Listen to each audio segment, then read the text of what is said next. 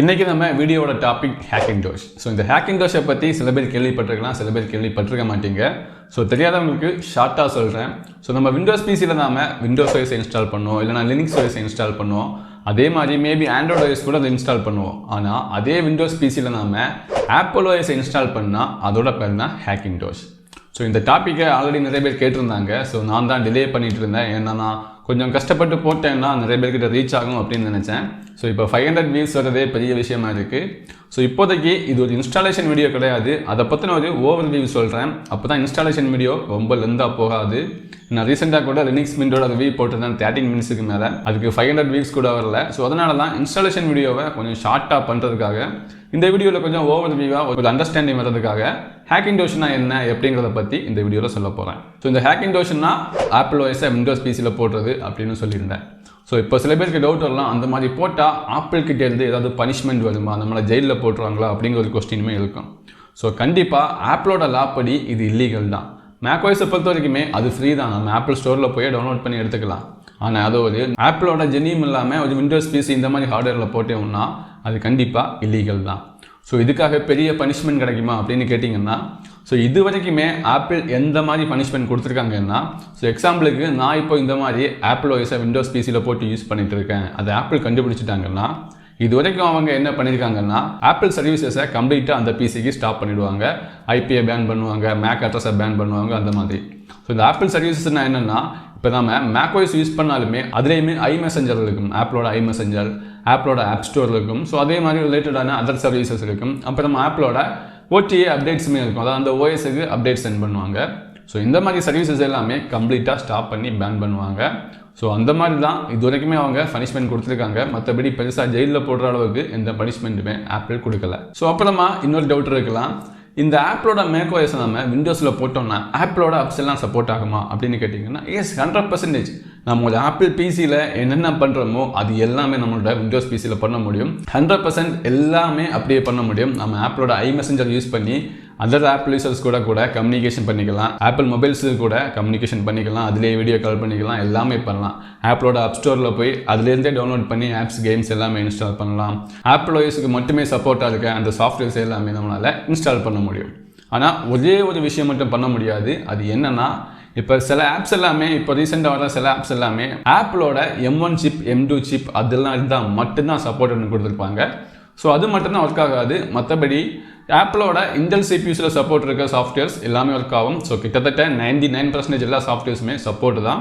ஒரு 1% of softwares இந்த மாதிரி இப்போ ரிலீஸ் ஆகிட்டு இருக்கு, ஆப்பிளோட M1, M2 சிப்புக்கு தான் சப்போர்ட் இருக்குது அப்படின்னு போட்டுருக்குவாங்க. ஸோ அது மட்டும் தான் சப்போர்ட் இருக்குது, அதை தவிர மற்ற எல்லாமே சப்போர்ட் இருக்குது. ஆப்பிளோட எல்லா சர்வீசஸ் கூட நமக்கு சப்போர்ட் இருக்குது. ஸோ இன்னும் சில பேருக்கு இன்னொரு டவுட் இருக்கலாம், இப்போ ஆப்பிள் டெஸ்க்டாப்புக்கு எல்லாமே ஆப்பிள் OSக்கு அப்டேட் கொடுப்பாங்க. ஸோ அதே மாதிரி நாம் இந்த Hackintosh இன்ஸ்டால் பண்ணால் இதுக்குமே அப்டேட் கிடைக்குமா அப்படின்னு கேட்டிங்கன்னா, எஸ் 100% கிடைக்கும். இந்த OSமே 100% ஒரிஜினல் ஆப்பிள் மேட் பண்ணுறது தான், எந்த ஒரு மோடிஃபிகேஷனுமே இல்லாமல் அந்த OS நம்மளால் இன்ஸ்டால் பண்ண முடியும். ஸோ நார்மலாக நாம் இன்ஸ்டாலேஷன் பண்ணும்போதே நாம் ஒரு ஆப்பிளோட ஒரு டிவைஸை நாம் அங்கே ஸ்பூஃபிங் பண்ணுவோம், அதாவது இந்த ஆப்பிள் டிவைஸ் தான் என்னோடது அப்படிங்கிற ஒரு மாதிரி ஒரு ஐடியா செட் பண்ணிவிடுவோம். ஸோ அந்த டிவைஸுக்கு எந்தெந்த அப்டேட்ஸ் கொடுக்குறாங்களோ அந்த அப்டேட்ஸ் எல்லாமே நீங்கள் போடுற அந்த Hackintosh டிவைஸுக்குமே வந்துட்டு தான் இருக்கும். ஸோ ஆப்பிள் கிட்டே இருந்து அப்டேட்ஸுமே வரும், ஆப்பிளோட எல்லா ஆப்ஸுமே சப்போர்ட் இருக்குது, ஆப்பிளோட எல்லா சர்வீஸ் சப்போர்ட்டுமே இருக்குது. 100% நாம் ஒரு ஆப்பிளோட டெஸ்க்டாப் இல்லைனா ஆப்பிளோட நோட் புக்கை யூஸ் பண்ணால் என்ன எக்ஸ்பீரியன்ஸ் கிடைக்குமோ அது அப்படியே நமக்கு கிடைக்கும். ஸோ அப்புறமா இன்னொரு டவுட் இருக்கலாம் நிறைய பேருக்கு, பர்ஃபார்மன்ஸ். இந்த விண்டோஸ் பிசியில் போட்டால் பர்ஃபார்மன்ஸ் ரொம்ப கம்மியாக இருக்கும், ஆப்பிளோட டிவைஸில் போட்டால் தான் ரொம்ப அதிகமாக இருக்கும் அப்படின்னு நினச்சிங்கன்னா அப்படிலாம் கிடையாது. கிட்டத்தட்ட ஆல்மோஸ்ட் சேம் பர்ஃபார்மன்ஸ் நம்மளால் எடுத்துகிட்டு வர முடியும். சில Hackintosh டிவைஸில் நம்மளால் அதை விடையுமே அதிகமான பர்ஃபார்மன்ஸை கூட எடுத்துகிட்டு வர முடியும். நீங்கள் எக்ஸாம்பிளுக்கு ஆப்பிளோட ஓல்டு டிவைஸஸ் எல்லாம் எடுத்திங்கன்னா கொஞ்சம் வீக்கரான இன்டெல் சிபியூஸ் தான் இருக்கும், பெரிய கிராஃபிக்ஸ் கார்டு கூட இருக்காது. ஆனால் நம்மளால் அதே இடத்துல ஒரு நல்ல பவர்ஃபுல்லான CPU, பவர்ஃபுல்லான GPU வச்சு ஆப்பிளை விடையுமே பவர்ஃபுல்லான ஒரு ஆப்பிள் டிவைஸை நம்மளால் கிரியேட் பண்ண முடியும், அதுவும் கம்மியான காசில். ஆப்பிள் டிவைஸ்னாலே உங்களுக்கு தெரிஞ்சிருக்கும் அவ்வளோ எக்ஸ்பென்சிவாக இருக்கும். ஆனால் அது விண்டோஸ் பிசியை பில்ட் பண்ணணும்னா ரொம்ப காஸ்ட் கம்மியாக இருக்கும், அது கூட கம்பேர் பண்ணி பார்த்தோம்னா. ஸோ அந்த மாதிரி டிவைஸில் நாம் ஆப்பிள் OS போட்டோம்னா கண்டிப்பாக நாம் கொடுக்குற காசுக்கு ஏற்ற மாதிரி பர்ஃபார்மன்ஸை அது கிளியராக கொடுக்கும். அந்த ப்ரைஸிங்கில் மேபி ஆப்பிள் கிட்டே இருந்து எந்த ஒரு டெஸ்க்டாப்புமே இருக்காது, அதோடையுமே ரொம்ப காஸ்ட்லியாக இருக்கும். ஸோ நம்ம கம்பேர் பண்ணணும்னா கண்டிப்பாக காஸ்ட்லியான ஒரு ஆப்பிள் டிவைஸ் கூட தான் கம்பேர் பண்ணி பார்க்க முடியும். ஸோ மேபி அந்த இடத்துல ஆப்பிள் கொஞ்சம் பர்ஃபார்மன்ஸ் அதிகமாக இருந்தாலுமே அதை நாம் ஏற்றுக்க முடியாது. ஏன்னா நாம் அதில் மேபி ஒரு ஹால்ஃப் தான் பே பண்ணுவோம், 50% காசு தான் பே பண்ணி நாம் ஒரு ஆப்பிள் டிவைஸை க்ரியேட் பண்ணியிருப்போம். ஸோ கிட்டத்தட்ட இது நாம் ஒரு ஆப்பிள் டிவைஸை க்ரியேட் பண்ணி பில்ட் பண்ணுற மாதிரி தான். ஸோ அப்புறமா கம்பேட்டபிலிட்டி. ஸோ எல்லா விண்டோஸ் பிசியோட காம்பனன்ட்ஸுமே இதில் சப்போர்ட் ஆகுமா அப்படின்னு கேட்டிங்கன்னா கிடையாது. ஸோ இப்போது ரொம்ப ஷார்ட்டாக சொல்லணும்னா பெஸ்ட் எதுன்னா இன்டெல் CPU, கிராஃபிக்ஸ் கார்டுக்கு எது பெஸ்ட்னா AMD, அதாவது இந்த ஆப்பிள் டிவைசஸை கிரியேட் பண்ணுறதுக்கு ஹேக்கின்டோஷ் போடுறதுக்கு. ஸோ எதுக்காக இன்டெல் CPUs பெஸ்ட்டுன்னு சொல்கிறேன்னா இந்த ஆப்பிளோட M1 M2 சிப்ஸ் எல்லாம் வரதுக்கு முன்னாடியே ஆப்பிளுமே இன்டெல் CPUs தான் யூஸ் பண்ணிட்டு இருந்தாங்க. ஸோ அதை ஸ்பூஃபிங் பண்ணி கம்பேட்டபிலிட்டியை கொடுக்குறது ரொம்ப சுலபமாக இருக்கும். ஸ்பூஃபிங்கிறது இப்போ ஃபேக்காக ஒரு ஐடியா கிரியேட் பண்ணுறது, ஒரு ஃபேக்காக இந்த டிவைஸ் இதுதான் அப்படின்னு காட்டுறது, அதாவது இருக்குது ஆனால் இல்லை அப்படிங்கிற மாதிரி தான். ஸோ நான் ஒரு இன்டெல் CPUயோட i5 CPU எடுத்துகிட்டு நான் ஆப்பிளோட ஒரு மாடலில் மேட்ச் ஆகிற ஒரு i5 CPU மாதிரி அதுக்கு ஐடியா செட் பண்ணிவிடுவேன். அதுதான் ஸ்பூஃபிங். ஸோ அதே மாதிரி தான் ஆப்பிள் AMDயோட கிராஃபிக்ஸ் கார்ட்ஸை யூஸ் பண்ணாங்க. ஸோ AMDயோட கிராஃபிக்ஸ் கார்டை ஒர்க் பண்ண வைக்கிறது கொஞ்சம் சுலபமாக இருக்கும். ஆனால் AMDலையுமே AMDயோட 6700, 6700 ST, 6750 XT அந்த 6.7 மாடல் மட்டும் சப்போர்ட் கிடையாது, மற்றபடி எல்லா GPUஸுமே சப்போர்ட் இருக்குது. ஸோ இதோட கம்பேட்டபிலிட்டியை செக் பண்ணி பார்க்கணும்னா ஆல்ரெடி நிறைய வெப்சைட் இதுக்காக இருக்குது, நிறைய ஃபாரிம்ஸ் இருக்குது, நிறைய கம்யூனிட்டிஸ் இருக்குது. அதாவது இந்த ஹேக்கின்டோஷுக்காகவே நிறைய குரூப்ஸ் எல்லாமே இருக்குது. அவங்களோட வேலையே இதுதான், நல்ல ஒரு ஹேக்கின்டோஷை பில்ட் பண்ணுறது. ஸோ அதை பற்றி நிறைய அப்டேட்ஸ் தெரிஞ்சுக்கணும்னா அந்த வெப்சைட் எல்லாம் தான் செக் பண்ணி பார்க்கணும். ஸோ நான் இந்த வீடியோவில் அந்த வெப்சைட்டோட லிங்க் எல்லாம் தரப்போகிறதில்ல. நெக்ஸ்ட் இன்ஸ்டாலேஷன் வீடியோவில் நான் கண்டிப்பாக அந்த லிங்க்ஸ் எல்லாம் தந்து இனிமேல் மோர் டீட்டெயில்ஸ் தரேன். ஸோ அப்போ கண்டிப்பாக நமக்கு Intel CPU, AMD graphics card தான் வேணுமா அப்படின்னு கேட்டிங்கன்னா நல்ல ஒரு கம்பேட்டபிலிட்டி எந்த ஒரு பிரச்சனையுமே இல்லாமல் இருக்கணும்னா கண்டிப்பாக Intel CPU, AMD graphics card தான் வேணும். ஏன்னா ஆப்பிள் OSக்குமே அடிக்கடி அப்டேட் வரும். ஸோ அந்த அப்டேட் எல்லாம் நாம் நம்பி இன்ஸ்டால் பண்ணணும்னா இன்டெல் CPU இருந்தால் தான் முடியும். ஏன்னா OS இன்ஸ்டால் பண்ணதுமே ஒரு ரீஸ்டார்ட் அங்கே நடக்கும் கண்டிப்பாக. ஸோ அந்த ரீஸ்டார்ட்டுக்கு அப்புறமா நம்ம PC மேபி AMD CPU இருந்தால் ஆன் ஆகாமல் இருக்கிறதுக்கு சான்சஸ் இருக்குது. கேனல் பேனிக் அந்த மாதிரி எரர்ஸ் எல்லாமே நிறைய வரதுக்கு வாய்ப்பு இருக்குது. அதுவும் இன்டெல் CPUஸ்னால் அவ்வளோ மோஸ்ட்லி வராது, ஏன்னா மோஸ்ட்லி நல்ல கம்பேட்டபிலிட்டி இருக்கும். ஸோ AMD CPUஸ்னால் கொஞ்சம் கஷ்டம்தான். அதுவும் இல்லாமல் இந்த AMD CPUஸில் ஹேக்கின்டோஷை யூஸ் பண்ணோன்னா சில சாஃப்ட்வேர்ஸ் எல்லாமே கிராஷ் ஆகிறதுக்கு நிறைய சான்சஸ் இருக்குது.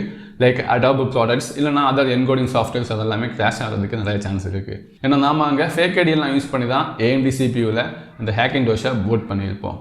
ஸோ இதே சேம் சிச்சுவேஷன் தான் NVIDIA கிராஃபிக்ஸ் கார்ட்ஸுக்குமே. இன்டெல் ஒரு டைமில் NVIDIA கிராஃபிக்ஸ் கார்டுமே யூஸ் பண்ணியிருக்காங்க, ஆனால் ஓல்டு கிராஃபிக்ஸ் கார்டு தான் யூஸ் பண்ணியிருக்காங்க. ஸோ RTX கிராஃபிக்ஸ் கார்டை பொறுத்த வரைக்குமே 0 சப்போர்ட், எந்த ஒரு சப்போர்ட்டுமே கிடையாது. ஆனால் NVIDIAவோட ஓல்டு கார்டு இருக்குல்ல 700 சீரியஸ், GT 710, GT 730, அதே மாதிரி தான் NVIDIAவோட 600 சீரியஸ், 610 அந்த மாதிரி சீரியஸ் எல்லாம் இருக்குல்ல, கெப்லர் சீரியஸ், அதுக்கெல்லாமே சப்போர்ட் இருக்குது. ஆனால் நியூவராக வர எந்த ஒரு கார்டுக்குமே சப்போர்ட் கிடையாது. ஸோ NVIDIA கிராஃபிக்ஸ் கார்டுமே கிட்டத்தட்ட ஒரு கவலைக்கிடம் தான். ஏன்னா அந்த அளவுக்கு ஓல்டு கிராஃபிக்ஸ் கார்டு வச்சு நாம இன்னொரு ஹேக்கின்டோஷெல்லாம் பில்ட் பண்ணாலுமே பெரிய பெர்ஃபார்மன்ஸ்லாம் நமக்கு கிடைக்க போகிறதில்ல. ஸோ என்னை பொறுத்த வரைக்குமே பெஸ்ட் கம்பேட்டபிலிட்டினா இன்டெல் CPU இருக்கணும், AMD கிராஃபிக்ஸ் கார்டு இருக்கணும். ஸோ அப்புறமா இதை இன்ஸ்டால் பண்ணுறது ரொம்ப கஷ்டமா அப்படின்னு கேட்டிங்கன்னா கிட்டத்தட்ட கஷ்டம் தான். ஆனால் ப்ராசஸ் எல்லாம் டிஃப்ரெண்ட்டாக இருக்குமான்னு கேட்டிங்கன்னா ரொம்ப டிஃப்ரெண்ட் எல்லாம் கிடையாது. நம்ம நார்மலாக ஆப்பிள் OS எடுப்போம், bootable USBயை கிரியேட் பண்ணோம், இன்ஸ்டாலேஷனை ஸ்டார்ட் பண்ணுவோம். ஆனால் இதுக்கு இடையில நிறைய ப்ராசஸ் இருக்குது, அதாவது நிறைய விஷயங்களை நம்ம மோடிஃபை பண்ண வேண்டியிருக்கும். நார்மலாக நம்ம ஒரு லினக்ஸ் இல்லைனா விண்டோஸ் போடுறோம்னா நம்ம ப்ராசஸ் அவ்வளோதான், bootable USB கிரியேட் பண்ணுவோம், இன்ஸ்டால் பண்ணிடுவோம். ஸோ இங்கேயுமே நாம் ஆப்பிள் ஸ்டோர்லேருந்து இல்லைனா எங்கேருந்து வேணுனாலுமே ஒரிஜினல் ஆப்பிள் OSஐ எடுத்து bootable USB கிரியேட் பண்ணலாம். ஆனால் நம்ம PC சப்போர்ட் ஆகிறதுக்கு சில செட்டிங்ஸ் எல்லாம் பயோஸில் சேஞ்ச் பண்ணுற மாதிரி இருக்கும். அதாவது செக்யூர் பூட், ஃபாஸ்ட் பூட், ஏதாவது பயோஸில் ஏதாவது சவுண்ட் எஃபெக்ட் இருந்ததுன்னா அதை ஸ்டாப் பண்ணுற மாதிரி இருக்கும். ஸோ ஒவ்வொரு சிஸ்டத்தையும் ஏற்ற மாதிரி சில பயோ செட்டிங்ஸை நம்ம சேஞ்ச் பண்ண வேண்டியிருக்கும். ஸோ அது எல்லாமே ஆன்லைன் கம்யூனிட்டி ஃபாரிம்லாம் பார்த்தோம்னா அதில் போட்டிருப்பாங்க. ஸோ இதை பார்த்தீங்கன்னா இன்ஸ்டாலேஷன் வீடியோவில் அதிகமாக பேசுகிறேன். அப்புறமா இன்னொரு மெயினான விஷயம் என்னென்னா பூட் லோடர். நீங்கள் விண்டோஸோட பூட் லோடர் பார்த்துருப்பீங்க, லினக்ஸோட பூட் லோடர் பார்த்துருப்பீங்க. அதுவே நாம் மேக் OSஐ நம்ம விண்டோஸ் PCயில் இன்ஸ்டால் பண்ணணும்னா அதுக்கும் கண்டிப்பாக ஒரு பூட் லோடர் தேவையில்லை. அதுக்காக தான் 2 பூட் லோடர்ஸ் ஆல்ரெடி டெவலப்பர்ஸ் வச்சுருக்காங்க.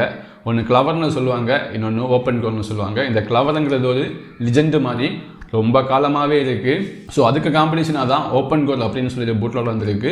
இப்போ 99% எல்லாருமே இந்த ஓப்பன் கோர் தான் யூஸ் பண்ணுறாங்க. ரொம்ப சுலபமான இன்டர்ஃபேஸ், ரொம்ப ஈஸியாக யூஸ் பண்ணலாம். ஸோ இந்த பூட் லோடரை யூஸ் பண்ணி நம்மளால் விண்டோஸ் PCயில் மேக் OSஐ பூட் பண்ண முடியும். அதே வேளையில் விண்டோஸ் PCயில் நம்ம டுவல் பூட், ட்ரிபிள் பூட் எது வேணாலும் பண்ணலாம். நம்ம மேக் OS கூடயே விண்டோஸுமே போடலாம், லினக்ஸுமே போடலாம், ஆண்ட்ராய்டு OSமே போடலாம். எல்லாமே போட்டு நம்மளால் ஒரே PCயில் பூட் பண்ண வைக்க முடியும் இந்த பூட் லோடர்ஸை யூஸ் பண்ணி. ஸோ இந்த பூட் லோடரை கிரியேட் பண்ணணுன்னா அதுக்கு முன்னாடி, அதாவது இந்த ஆப்பிள் OSஐ போடுறதுலே ரொம்ப ரொம்ப ரொம்ப இம்பார்ட்டண்டான விஷயம் ஒன்று தான், EFI. நீங்கள் மேபி பார்ட்டிஷன்ஸை பார்க்கும்போது இல்லைனா விண்டோஸ் ஏதாவது ஓஎஸ் இன்ஸ்டால் பண்ணும்போது மேபி பார்த்துருக்கலாம் EFI பார்ட்டிஷன் அப்படின்னு கொடுத்துருப்பாங்க, இல்லைனா வெறும் EFI அப்படின்னு கொடுத்து ஒரு சின்ன சைஸில் வந்து பார்ட்டிஷன் கொடுத்துருப்பாங்க. ஸோ அதுக்குள்ளே தான் டிரைவர்ஸ் அப்புறமா ஃபேர்வார்ம் இந்த மாதிரி ரொம்ப இம்பார்ட்டண்டான திங்ஸ் இருக்கும். ஸோ நம்ம விண்டோஸ் பிசியை பொறுத்த வரைக்குமே மேக் ஓஎஸ்க்காக எதுவுமே அங்கே வச்சுருக்க மாட்டாங்க, நாம தான் மேனுவலாக க்ரியேட் பண்ணணும். அது ஒவ்வொரு ஹார்ட்வேருக்குமே டிஃப்ரெண்ட்டாக இருக்கும், அதாவது ஒவ்வொரு சிபியூக்குமே டிஃப்ரெண்ட்டாக இருக்கும், ஒவ்வொரு கிராஃபிக்ஸ் கார்டுக்குமே டிஃப்ரெண்ட்டாக இருக்கும். ஸோ அதுதான் கொஞ்சம் கஷ்டமான விஷயம். ஆனால் அது ஒன்றுமே முடிஞ்சதுன்னா அதுக்கப்புறமா எதுவுமே கிடையாது. நம்ம நார்மலாக எந்த வாய்ஸ் போடுறோமோ அதே மாதிரி நெஸ்னஸ் கொடுத்து அங்கே போயிட்டே இருக்கலாம். ஸோ விஷயமே இந்த EFIயை க்ரியேட் பண்ணுறது தான். ஸோ இது ரொம்ப கஷ்டப்பட்டு தான் க்ரியேட் பண்ணணும் அப்படின்னு கேட்டிங்கன்னா ஆல்ரெடி இதை க்ரியேட் பண்ணி நிறைய பேர் ஃபாரியம் கம்யூனிட்டியில் வச்சுருப்பாங்க. அதாவது நீங்கள் ஒரு ஃபஸ்ட் டைம் இன்ஸ்டால் பண்ணுறீங்கன்னா அதுலேருந்து நீங்கள் டவுன்லோட் பண்ணி எடுத்து யூஸ் பண்ணலாம். அதாவது ஆல்ரெடி இந்த ஜென்ரேஷன் சிபிஎஸுக்கு இந்த EFI, இந்த ஜென்ரேஷன் சிபிஎஸுக்கு இந்த EFI அப்படின்னு அவங்களே க்ரியேட் பண்ணி வச்சுருப்பாங்க. அதை டவுன்லோட் பண்ணியே நாம் யூஸ் பண்ணிக்கலாம், பெரிய பிரச்சனை கிடையாது. AMDக்குமே அதே டவுன்லோட் பண்ணி நாம் யூஸ் பண்ணலாம். கிராஃபிக்ஸ் கார்டுக்குமே அதே மாதிரி செப்பரேட்டாக கொடுத்துருப்பாங்க. லேப்டாப்ஸுக்குமே நோட் புக் சீரியஸுக்குமே தனியாக கொடுத்துருப்பாங்க. இந்த சீரியஸ் சிபியூஸ் இருக்க நோட் புக்கு இந்த EFIயை யூஸ் பண்ணலான்னு அவங்களே ரெடிமேடாக எடுத்து வச்சுருப்பாங்க. நிறைய கம்யூனிட்டி ஃபாரிம்ஸில் எல்லாமே அதுவுமே அவைலபிளாக இருக்குது. ஸோ இருந்தாலுமே நான் எதுக்காக கஷ்டமான ப்ராசஸ்ன்னு சொல்கிறேன்னா, அந்த மாதிரி ரெடிமேட் EFIயை யூஸ் பண்ணாலுமே ஒரு 70% தான் சக்ஸஸ் ரேட் இருக்கும். ஸோ நமக்கு டைம் சரியில்லைன்னா அதுவுமே ஃபெயிலியர் ஆகும். எனக்கு நிறைய வாட்டி ஃபெயிலியர் ஆகிருக்கு, நிறைய வாட்டி சக்ஸஸுமே ஆகிருக்கு. நான் ஃபஸ்ட் டைம் ஆப்பிள் ஓஎஸை இந்த மாதிரி இன்ஸ்டால் பண்ணி பார்க்கும்போது எனக்கு சக்ஸஸ் தான் கிடச்சிது. ஆனால் ஒரு 2 days ஆச்சு சக்ஸஸ் கிடைக்கிறதுக்கு. ஏன்னா இப்படியெல்லாம் ரெடிமேடாக கூட இருக்குது அப்படி இப்படின்லாம் கண்டுபிடிச்சி எனக்கு அந்த டைமில் பெருசாக நாலேஜெல்லாம் கிடையாது பூட்லோட அதில் எல்லாமே. இருந்தாலுமே நான் ஒரு 2 daysல சக்ஸஸ்ஃபுல்லாக பூட் பண்ணிட்டேன். பூட் பண்ணி அந்த டைமில் ஆப்பிள் ஓஎஸ் எக்ஸ்ன்னு நினைக்கிறேன், அதை தான் பூட் பண்ணி யூஸ் பண்ணிட்டு இருந்தேன். ஸோ இந்த மாதிரி நிறைய பேருக்கு சக்ஸஸ் ஆகலாம், நிறைய பேருக்கு சக்ஸஸ் ஆகாது. ஸோ சக்ஸஸ் ஆகாதவங்க ஸ்க்ராட்சில் இருந்து தான் அந்த EFIயை க்ரியேட் பண்ணணும், கம்ப்ளீட்டாக ஸ்டார்டிங்லேருந்து எண்டு வரைக்குமே.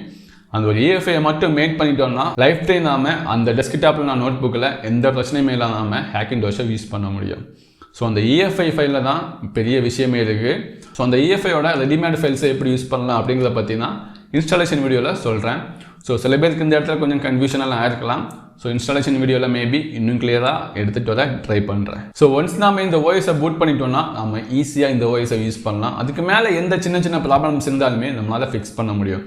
நம்மளால் ப்ளூடூத், வைஃபை எல்லாமே நார்மலாக யூஸ் பண்ண முடியும். ஸோ இந்த வைஃபையில் பொறுத்த வரைக்குமே சின்ன கம்பேட்டபிலிட்டி இஷ்யூஸ் இருக்குது. அதாவது எல்லா வைஃபை கார்டுமே ஒர்க் ஆகாது. மோஸ்ட்லி இன்டெல் கார்ட்ஸ் எல்லாமே யூஸ் ஆகும். ஆல்மோஸ்ட் எல்லாருமே இங்கே இன்டெல் கார்டு தான் யூஸ் பண்ணுவோம்.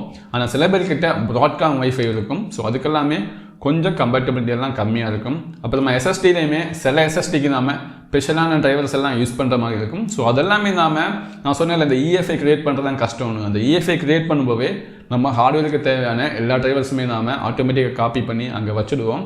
ஸோ ஒன்ஸ் பூட் ஆகிடுச்சுன்னா அந்த பிரச்சனை எல்லாமே இருக்காது. ஸோ அதுக்கு மேலே ஓஎஸில் ஏதாவது சின்ன ப்ராப்ளம்ஸ் இருந்தாலுமே நம்மளால் போகாத தானாக ஃபிக்ஸ் பண்ணிவிடுவோம், ஃபிக்ஸ் பண்ண முடியும்.